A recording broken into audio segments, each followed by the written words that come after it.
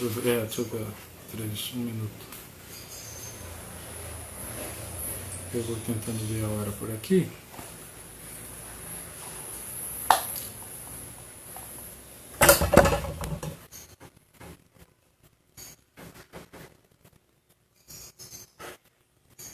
Acho que até você consegue botar aí, né?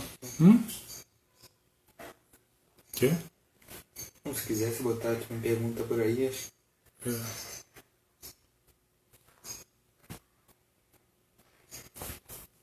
Oi, pessoal. Oi, Barbosa. Estamos chegando aqui. Vamos começar. Já fiz o teste aqui com a Lili. E aqui vai dar... Tem que tirar o som. Já fiz o teste aqui com a Lili.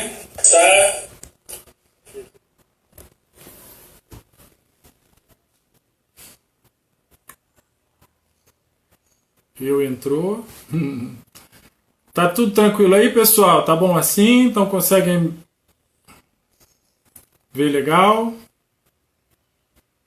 Lipe, acende a luz aqui de cima.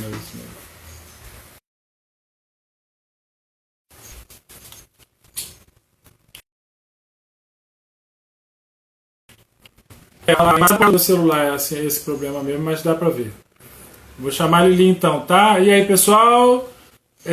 Hoje, dia 20 de maio, a Companhia Folclórica seguindo suas lives, né? Em comemoração aí dos nossos momentos em quarentena.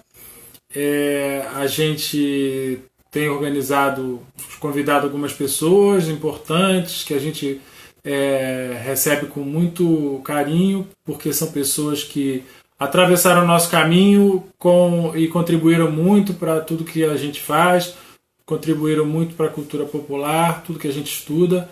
Então a gente achou que era importante chamar essas pessoas, convidá-las e a gente trocar muita informação, porque para aproveitar esse nosso momento e deixar a angústia um pouco de lado e deixar a quarentena ficar menos dolorida, né? Então, estou saudando todo mundo aí, o pessoal da Companhia Folclórica, o pessoal da Escola de Mestre Sala do Mestre Manuel Dionísio, a Diana está chegando, todo mundo chegando aí, que a gente vai já começar aqui, tá bom? Vou chamar a Lili então, gente, para vocês conhecerem a Lili e a gente começar a conversar. Espera aí.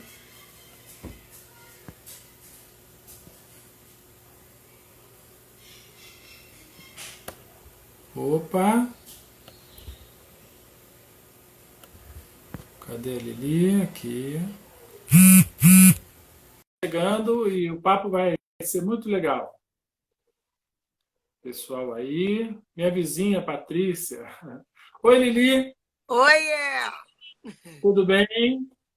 Tudo bem aí? Tudo bem por aqui também. Tá, que bom, que bom, que bom. Como é que vai, netinha? Ai, tá lá em cima com a tia-avó e a bisavó, porque é muita avó na vida dela. Ah, que bom. Vó nunca é demais, né? Sempre é Muito bom. legal. E os gatos? Cadê os gatos? Gatos todos lá no gatil, comportados, os cachorros também. Eu falei para eles que hoje não tinha para eles, que eu estaria aqui aprendendo muitas coisas boas na Companhia Folclórica do Rio. E eles estão colaborando, tá todo mundo quietinho. Que bom, os meus por enquanto também estão. Ai, ai, ai. Gente, então, olha só, iniciando essa live, a gente trouxe hoje a Lili Plicéia, uma amigona nossa, professora, pesquisadora, é uma pessoa do universo do samba, que foi professora substituta lá do nosso departamento. Foi um período muito legal que ela trabalhou com a gente e que funcionou, assim, teve um produto muito bacana, a gente fortificou nossa amizade, né, Lili? É isso Nessa aí. época a gente vinha junto, voltava junto e a gente conversava sobre muita coisa e muita coisa ela não conversou comigo, porque ela guardou tanta informação para botar por aí nas pós-graduações que ela fez, nos estudos que ela fez, mas hoje está aqui para falar um pouco mais com a gente, né, Lili? É isso. Eu É fiquei isso. muito feliz e muito nervosa também com o Hum, convite, né? Porque a gente reúne uma série de informações mas na hora de passar isso, de conversar sobre isso, né? Às vezes a gente não dá o recado total. Oi, Selminha. Selminha está dando um alô. Selminha aí, ó. Que É, legal. Selminha Sorriso. isso. Aí, mas eu achei bem interessante a proposta que você fez, no sentido de falar sobre o universo do samba, né? E para falar desse universo do samba, a gente que pertence a esse universo, a gente acaba falando um pouco da nossa vida, da nossa trajetória, o que, que a gente fez, o que, que a gente está fazendo no momento, né? E todas as marcas que esse universo deixou no corpo da gente, né? Então, Ah, eu pensei assim, de uhum. me apresentar, dizer para as pessoas quem eu sou, como eu comecei esse ofício de porta-bandeira, né? Porque Uhum. hoje eu sou uma porta-bandeira aposentada, mas não deixei de ser bandeira, né? Então, Claro, sempre. essa Uma vez marca porta-bandeira, sempre, né? fica para sempre, né? No coração da gente. Aham. Mas, Lili, me fala, assim, você fica à vontade para ir contando sua história, mas assim, eu queria muito que você, uma curiosidade nossa, que o pessoal ficou muito interessado em saber, como é que foi esse seu mergulho, né? Esse começo, esse início, como é que você se achou no universo do samba? Conta um pouco dessa história para gente. Na verdade, eu venho de uma família que gosta de carnaval, né? Meu pai gostava de carnaval, minha mãe também. Sempre no carnaval, minha mãe. Eu morei alguns anos no Largo do Machado, onde tem o edifício do Condor. Ali era um casarão, uma casa de cômodos. E a gente ficava ali no carnaval. Minha mãe levava a gente para a varanda da frente da casa para a gente ver os blocos passarem. Então, passavam vários blocos, inclusive o Canário das Laranjeiras. E a gente gostava de ficar apreciando de cima aqueles blocos. Minha mãe também gostava de levar a gente para o Tabuleiro da Baiana, né? Lá tinha uma leiteria, a gente ficava tomando leitinho de chocolate e vendo os foliões lá se divertindo no carnaval. Meu pai, eu descobri isso muito tarde, né? Mas ele foi palhaço de Folia de Reis lá em Pádua. Ih, Tema, que Pádua. isso? História parecida com a minha, Lili. Pois é. E tinha Ah, uma coisa muito com a cultura popular. Meu pai, lá na Casa de Cômodos, número 33, do Largo do Machado, onde a gente morou, lá tinha. Meu pai era chamado de O Professor, porque ele dançava bolero, dançava tango, dançava samba, dançava gafieira. Então, era aquela. Nos finais de semana tinha festa, meu pai ia para lá dançar, né? E a minha mãe, muito esperta, me arrumava toda bem linda e me mandava para lá, para ficar tomando conta do meu pai. E eu ficava sentadinha na cadeira e as damas só me davam bala, chocolate, pirulito, e eu me distraía ali, só via os pés, não via o que acontecia acima da cintura, né? Então, eu ficava encantada com aqueles pés dançando. Muito bem, isso tudo se acomodou durante um grande tempo na minha vida, a dança ficou acomodada, ficou guardada. Aí, em 1984, quando eu fui trabalhar na escola municipal Almirante Tamandaré, lá no Vidigal, aí lá tinha um bloco chamado Acadêmicos do Vidigal. E os meus alunos, as mães, as famílias, desfilavam nesse bloco. Eu fui desfilar em ala nesse bloco. E lá eu vi pela primeira vez de pertinho, bem de perto, para tocar, a Taninha e o Zé Luiz, que eram o mestre e a porta-bandeira do bloco. Né? E fiquei encantada com aquilo, era muito bonito realmente. De lá...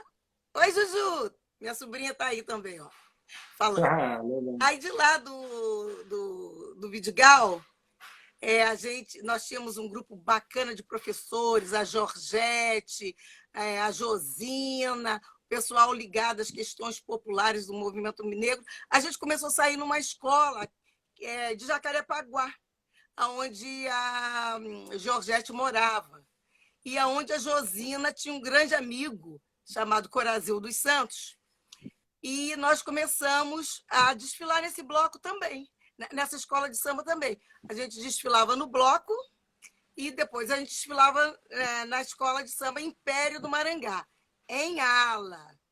Só que aí eu conto até isso na minha tese, faltando assim, um mês para o carnaval, as portas-bandeiras foram dispensadas ou se dispensaram, não quiseram mais, problema financeiro da escola, e a escola ficou sem porta-bandeira. Não, tinha mestre-sala, mas não tinha porta-bandeira. Aí o Corazil dos Santos, que era diretor de harmonia, as baianas e algumas mulheres do departamento feminino resolveram escolher na quadra, entre os componentes das alas, quem poderia dançar com a bandeira. Né? E aí uma delas, a tia Lúcia, que tinha sido porta-bandeira, ela chegou para mim e falou: olha só, vem cá, você vai aprender a dançar de porta-bandeira porque a escola precisa de você. Eu levei um susto, achei que aquilo era mentirinha, estava de calça comprida, de salto alto, não estava com nenhuma postura de porta-bandeira naquele dia, né? Tinha bebido cerveja, estava à vontade no samba. Aí ela chamou assim, algumas baianas, elas me pegaram, me botaram um talabarte e me fizeram começar a rodar. E eu, assim, sem saber o que fazer, e toda medrosa. E naquele dia fizeram uma roda em torno, eu fiquei presa dentro da roda, e elas mandando: gira para lá, faz isso. Aí veio o Mafute, que era o mestre-sala da escola, e aí veio para junto de mim, começou a me dar orientações ali, e eu achando aquilo tudo muito engraçado, que era uma grande brincadeira, né? E terminado o samba, fui para casa, achei engraçadíssimo, foi muito divertido, fui para casa. Só que eu estava achando que era brincadeira, elas estavam achando que era verdade. Aí, no sábado seguinte, eu estou em casa muito bem, chega lá o diretor de harmonia, que era o Corazil, né? Ele falou: vim te buscar. O pessoal da escola está esperando. Aí eu falei: não, Corazil, eu não vou, não, isso não é para mim, eu já estou velha, como é que eu vou aprender a dançar? Não, não vai adiantar. Aí fui para lá, fui com ele para a escola, achando engraçado. Ele falou: bota uma saia, bota isso. Botei uma sainha, fui. Quando chegou lá, era verdade. Eu e a filha do presidente da escola, Simone. E aí nós duas, ela seria a primeira porta-bandeira porque era filha do presidente. E eu seria a segunda porta-bandeira, iniciando, né? Seria a segunda porta-bandeira. E ela já tinha dançado de porta-bandeira em outras ocasiões, há algum tempo atrás, e eu nunca havia dançado. Foi assim que eu comecei. Foi em 1988 para 89, eu comecei a dançar. Eu já estava com 34 anos. E de lá eu dancei depois 15 a 16 anos, e me apaixonei por essa arte. E até hoje, né, é uma coisa que, quando eu falo, me emociona. A forma como eu aprendi, a forma porque eu me tornei uma porta-bandeira, e o fato de querer sempre ter essa marca em mim, essa marca de ser uma porta-bandeira aposentada, mas sou uma porta-bandeira. Não, e você nunca saiu desse universo, porque também foi o que te chamou, né, o que te aguçou o papel de pesquisadora, né? Aliás, tem um monte de aluno aqui que entrou que foram alunos seus lá. Helena, Ariane, o Rodrigo, o Vitinho, que está hoje em dia professor lá da UFPB. O pessoal está aqui, ó, Ah, acompanhando a gente. Um salve para todo mundo.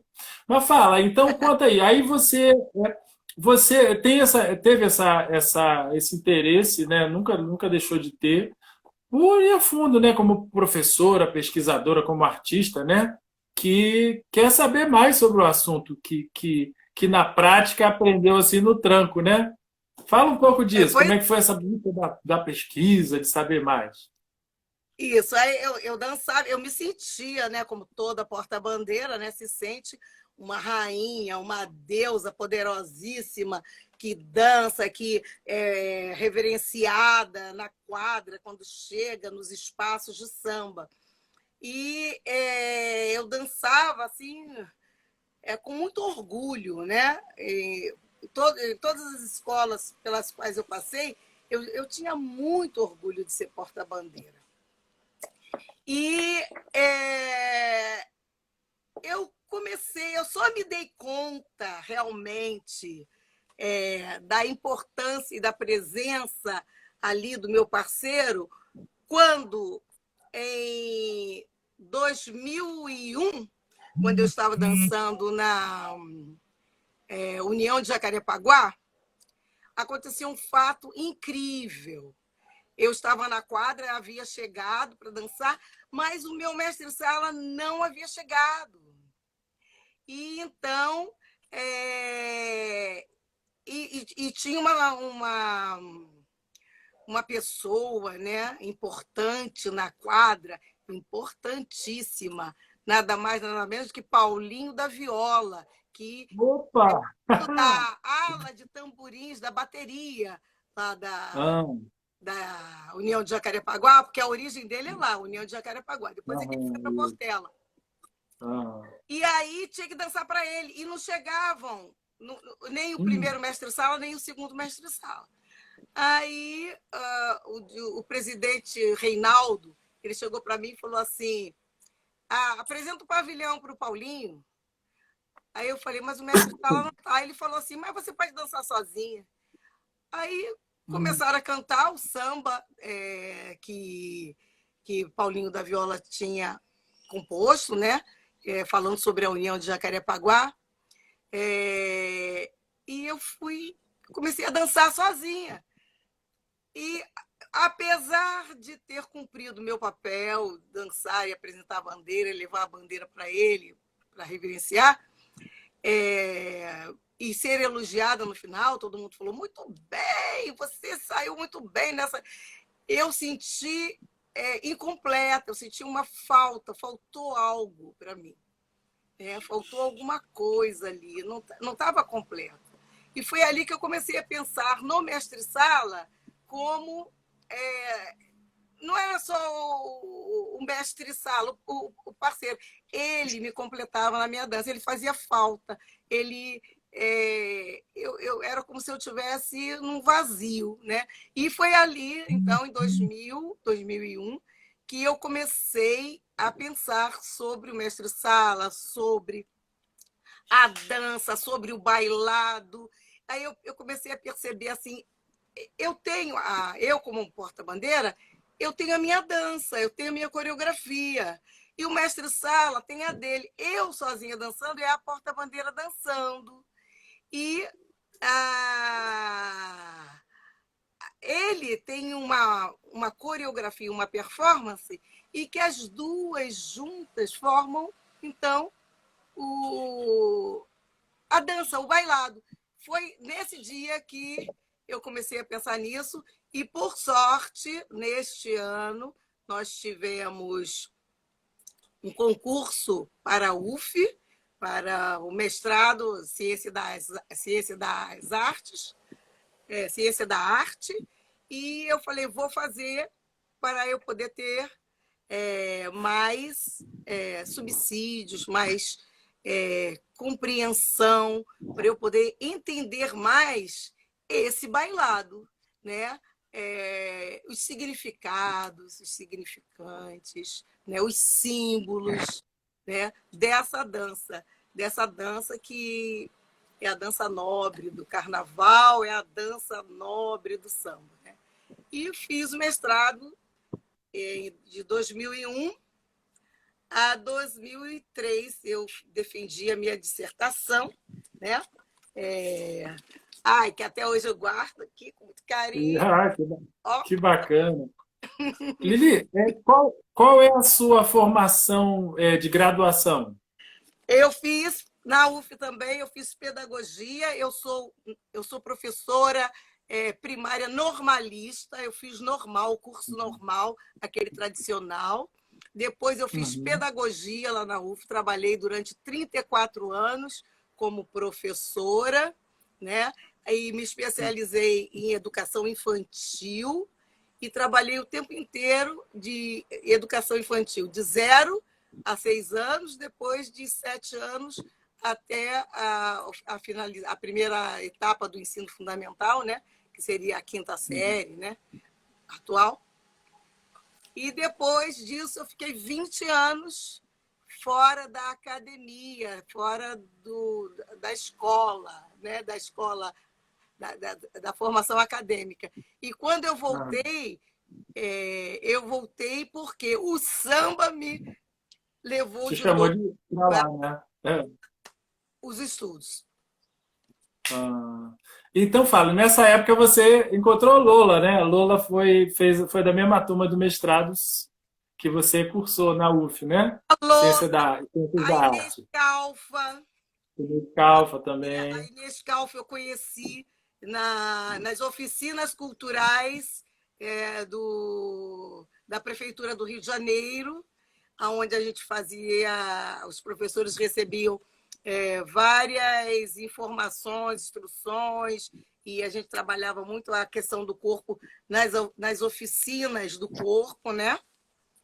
E eu Uhum. conheci a Inês como professora de uma dessas oficinas. A gente trabalhava, a gente estudava, ela era minha professora nas oficinas, e a gente fazia um trabalho muito bacana com a questão do corpo, da exploração do espaço físico, desse corpo no espaço. E toda essa coisa de observar o corpo, de explorar o corpo, de ver a potencialidade do corpo, junto, porque nessa ocasião eu já dançava de porta-bandeira, foi que me chamou a atenção de que eu deveria conhecer um pouco mais, não só da história, mas também dessa história e da importância dessa história para as artes, para a cultura, não só o carnaval, mas para a cultura mesmo, e também para mim, para responder às Uhum. minhas Questões, né, que necessidades, foram surgindo. Aham. entender a minha necessidade da arte, né? Ah, Aí, ao final, sob a orientação de Latuf, Isaías uhum. Mussi, que também foi orientador, foi da banca da Inês Calfa, também foi da banca da Lola, e tem umas Aham. outras meninas, não só a Lola, foram também a Patrícia, a professora também foi de lá da A Inês UF, Galvão, a a, Tatiana, isso, a Tatiana, o as duas, André. as duas que são irmãs, eu esqueci o nome delas agora. A, Galvão. então, a Inês Galvão e a Lúcia, a Maria Lúcia Galvão. Isso, foram também alunas lá, Aham. na UF. E a gente. Viva Latuf, Lola, isso mesmo. Viva Latuf, é a grande figura, né? A gente, eu fui orientada por ele, né? E ele era apaixonado por Mário de Andrade e também Uhum. ele era da semiologia, ele era fanático por Roland Barthes. E aí nós começamos a discutir muito sobre samba. Ele chegou até a desfilar depois, né, em cima da hora, onde Cida Donato foi carnavalesca e Cida Donato também foi do Ciência da Arte, foi desse tempo. E Professora do nosso departamento hoje. aí a minha dissertação chama-se Uma Semiologia do Samba, o bailado do mestre-sala e da porta-bandeira. Né? Viu? Ó, Dudu Câmara perguntou, tá respondido aí. Mas quem me levou realmente para fazer esse mestrado foi Cida Donato, que também trabalhou no DAC. Né? Aham. Tá lá hoje de volta. Ela é professora, ela é hoje par, né? Isso, minha querida lá. Ela que me levou para fazer esse mestrado. Ela falava, na ocasião, sobre as escolas de samba, né? Como um todo, como toda uma arte especial. E aí ela achou que eu deveria falar sobre o mestrado e a porta-bandeira. Latuf realmente me acolheu muito, me orientou muito, e eu terminei em 2003, defendi, fui trabalhar, né, aí no DAC, que foi o máximo de felicidade para mim também. E depois fiquei mais 10 anos. Quando eu terminei o mestrado, eu comecei a partir daquele incidente na quadra da União de Jacarepaguá, da ausência do mestre-sala, aquela ausência que me afetou muito. Aí eu comecei a me dedicar a observar mais esse meu parceiro, né? Esse meu amigo da dança, esse meu par, né? E aí... Mas conta, o que você descobriu nesse teu caminho aí? Então, aí eu comecei a perseguir os mestres-salas, né? Observar com detalhe. E aí foi muito bom, porque todo o meu mestrado eu fiz em cima de fotografias, e aí, nesse período, surgiu a internet, surgiram as redes sociais, e aí eu comecei a acompanhá-los, né? Através das redes sociais, e observar a coreografia deles, os passos deles, o que ele fazia, né? A forma de dançar, né? E eu me dediquei, nesses 10 anos, a bisbilhotar o personagem mestre-sala, né? E por que ele era considerado um coadjuvante, e se ele tem toda uma presença, uma importância, e a falta, a ausência dele afeta profundamente uma porta-bandeira. Eu fiz uma entrevista com Selminha Sorriso, com Giovana Justus, com várias portas-bandeiras, e todas elas diziam, Selminha, o mestre-sala é o ar que a porta-bandeira respira. Aí a gente fica ali naquele namoro, falou a Giovana Justus, né?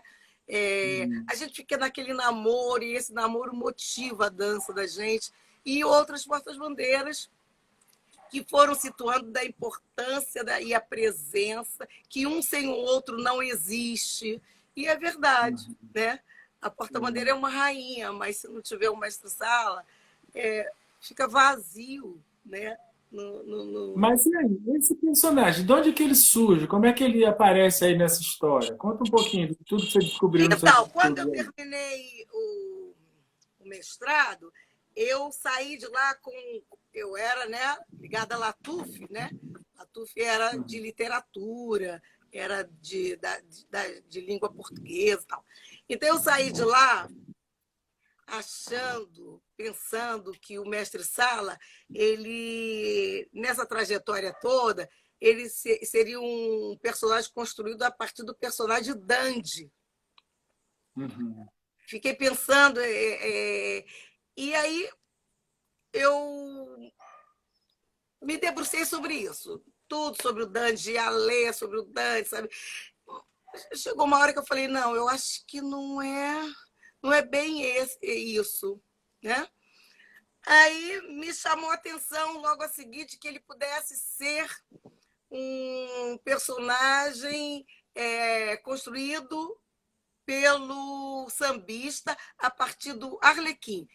Existia o Arlequim, era um personagem que a gente via no Carnaval Carioca, nos blocos, junto com a Colombina, nos salões, na rua. Eu falei, acho que a construção dele foi a partir da figura do Arlequim. Não, não era aquilo. Aí, vamos ver. Aí comecei a ler bastante, a coisa da literatura ainda estava bastante ligada à questão da literatura, né? De Latuf. Passou a questão para mim que, não, isso alguns sambistas, alguns carnavalescos da época, vai ver que eles se basearam na questão dos folhetins, dos romances e folhetins que circulavam nos jornais do Rio de Janeiro. Depois eu pensei, puxa vida, se a gente for contar quantos negros tinham acesso à informação de folhetins e quantos negros sabiam ler, nem escrever, ler. Era uma parcela muito pequena dos negros, da população negra, que era a maioria no Rio de Janeiro, que dominava a leitura e a escrita.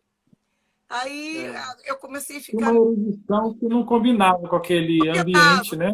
Não combinava. Eu falei, essa minha história está ficando meio esquisita, não é por aí.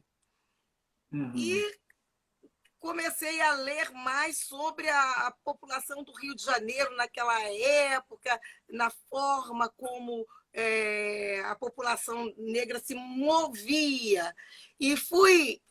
E no meu doutorado, no final do doutorado, eu, com uma quantidade enorme de dados, de pesquisas, de material, de vídeo, de tudo, e eu sem saber o que fazer com aquilo tudo, porque eu não conseguia encaixar, né?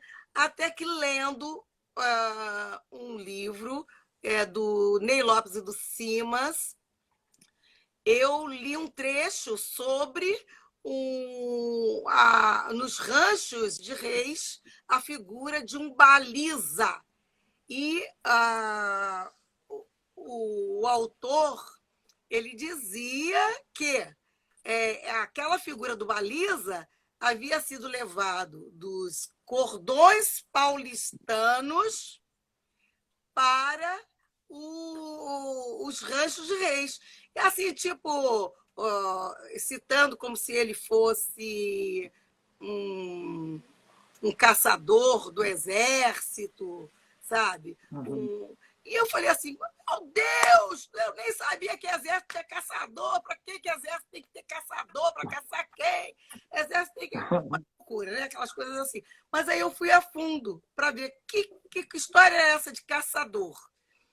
E nessa loucura, eu troquei de orientador no doutorado e encontrei e fui acolhida por Lilian do Vale, que é uma professora lá da educação da UERJ, que aí eu fui fazer o doutorado na UERJ. E o pai dela era militar, já aposentado e tal.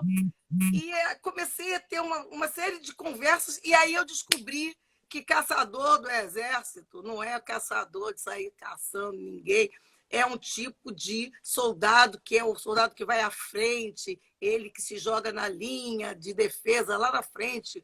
E entre esses caçadores do exército tinha um corneteiro que anunciava e tocava o trompete, clarim ou corneta, para anunciar as manobras da tropa. Ele tinha um papel de, através do som que ele colocasse, era um som de avançar ou recuar, de esperar, de aguardar. Toda uma manobra que ele fazia com os sons através desses instrumentos. Dali, esse personagem, esse soldado, quando formaram-se as bandas militares, esse soldado passou a ter um papel de destaque.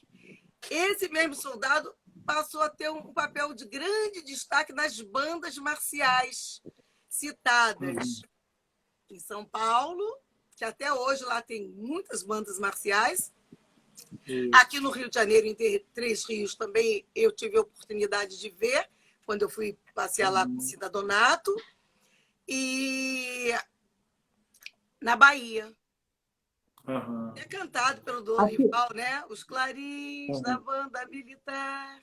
A música É, sobre Dora, Dora, rainha do frevo do maracatu, né? e aqui E no sul aí eu do Rio comecei também, a ali, ver que na... esse personagem, Hum. ele saiu da banda militar, foi para bandas marciais, foi para os cordões paulistanos, que já eram associações recreativas e culturais dos negros paulistanos da capital. De Uhum. lá, um baiano, ao ver esse personagem desfilando à frente das bandas e das fanfarras e dos cordões paulistanos, levou esse personagem para o Rancho de Reis, lá em Hum. Salvador.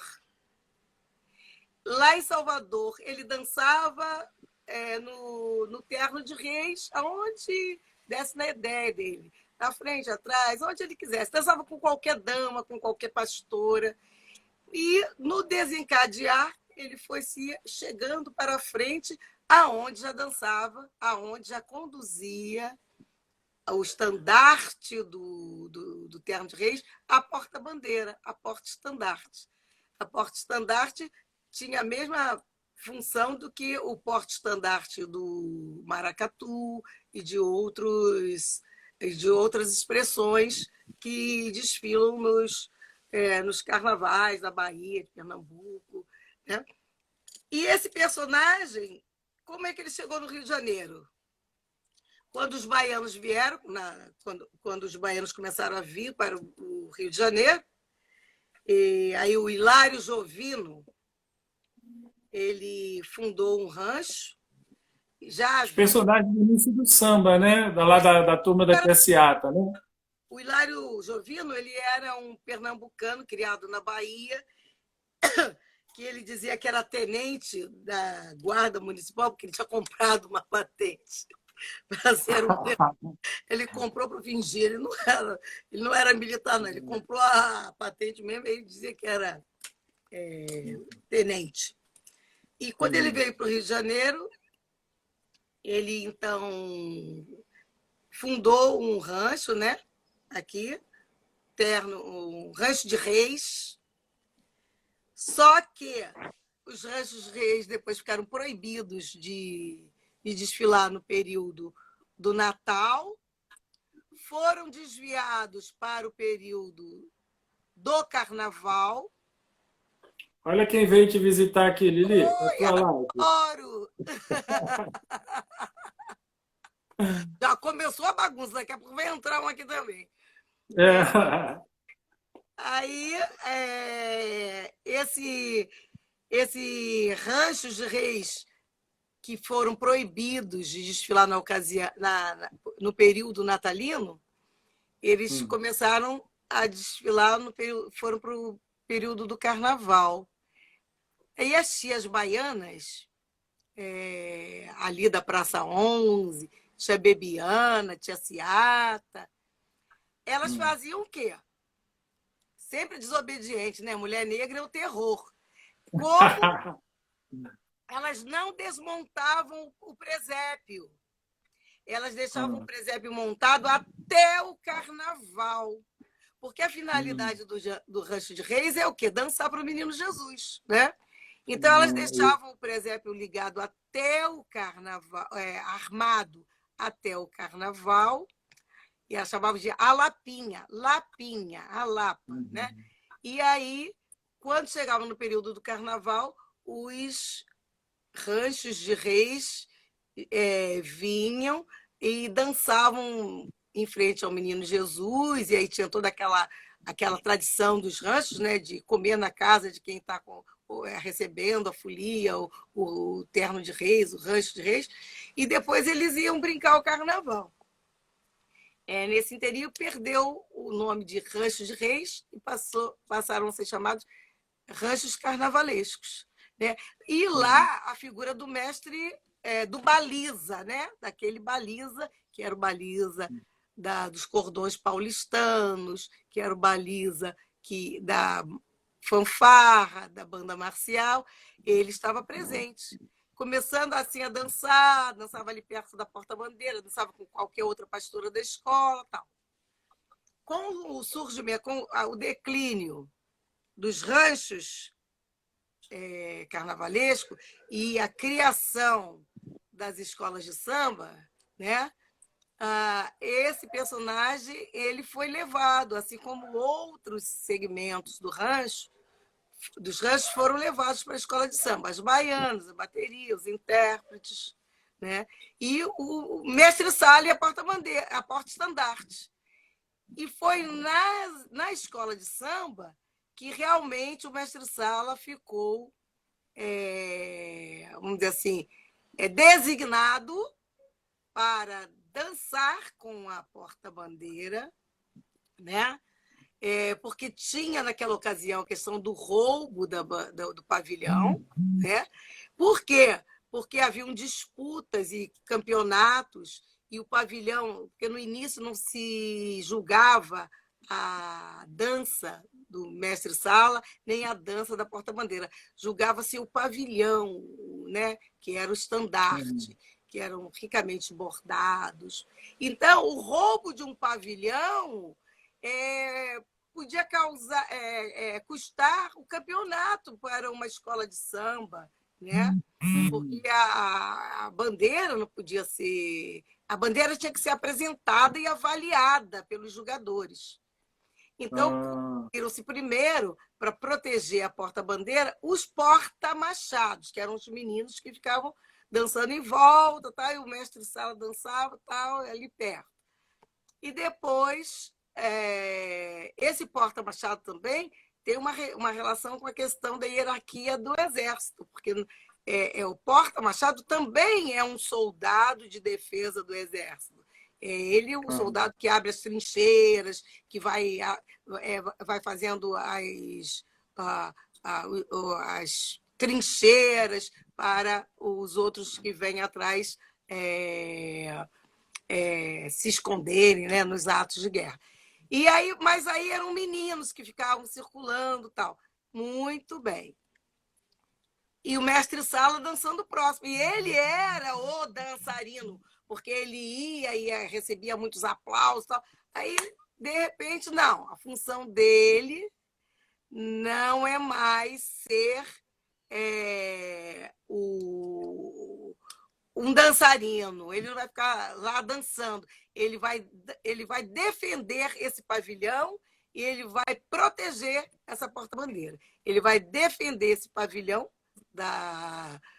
do roubo e vai proteger a porta-bandeira, porque tem até umas histórias ótimas do delegado e do Bicho Novo, que o Bicho Novo dizia que ele era perito em roubar as portas-bandeiras de delegado, né? Ia para a roda de samba, e aí chegava lá, e o delegado dava uma bobeira, ele ia lá, pegava a porta-bandeira do delegado, e o delegado dizia: nunca alguém me roubou a porta-bandeira, porque eu nunca dancei com esse tal de Bicho Novo.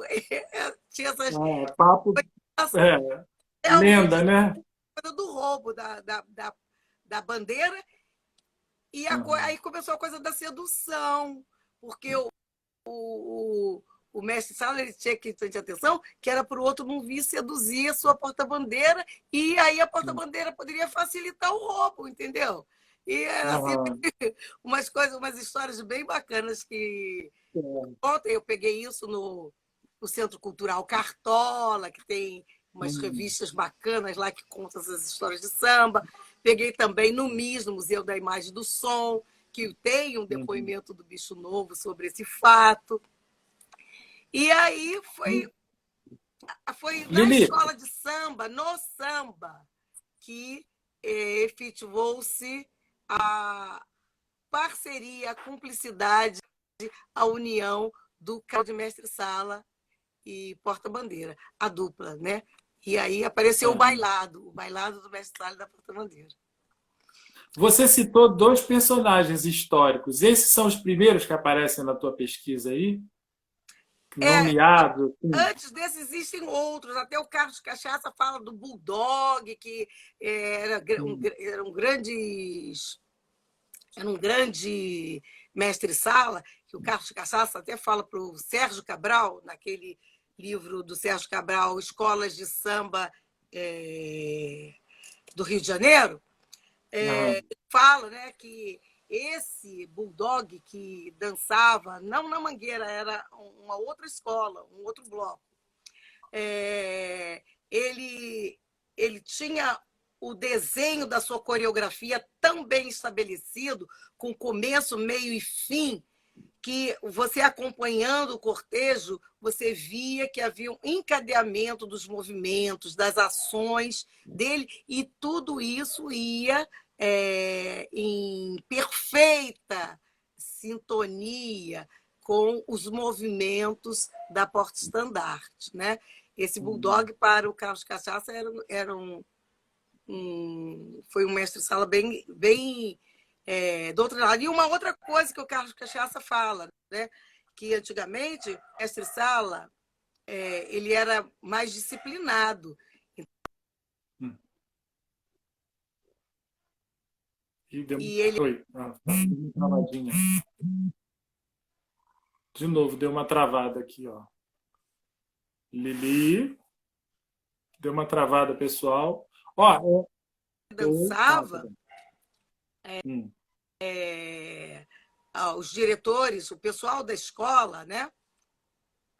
Isso. Você estava falando do Bulldog, né? Um pouquinho mais à frente sobre o Bulldog. Aí deu uma travadinha aí. E agora não estou te ouvindo. Começou a falhar, Lili. Falhou o som dela. Lili, não estou te ouvindo. Agora está falhando Tá falhando. Tá me ouvindo? Você está me ouvindo, Lipe? Oi, Lili, tá agora travando aqui. Tô só te vendo, mas não tô te ouvindo. Lili. Você dá 100%. Hã? Você dá 100%.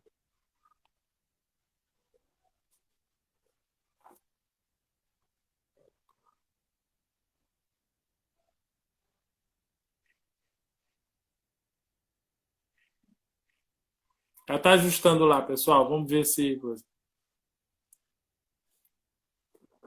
Olha, estou recebendo um monte de perguntas aqui. Daqui a pouco a gente... E outra coisa, faltam 15 minutos.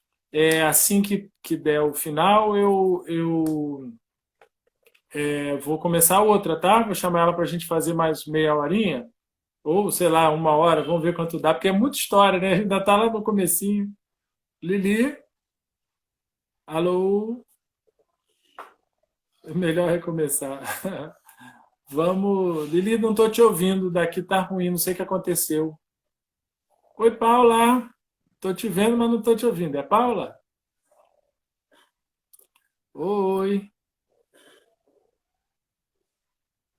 Vou lembrar de salvar, sim. O pessoal está pedindo para salvar. Viu, pessoal que está aí? Ó, depois essa live a gente deixa na nossa página da Companhia Folclórica. Quem quiser depois recapitular e assistir.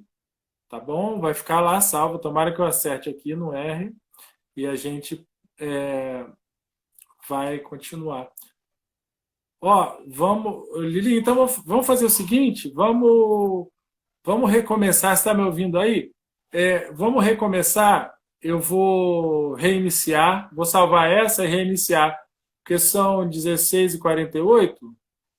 E a gente começa de novo, né? Eu vou salvar essa aqui e a gente começa de novo, tá bom? Então, vou encerrar agora e chamo ela para vir de novo, ok?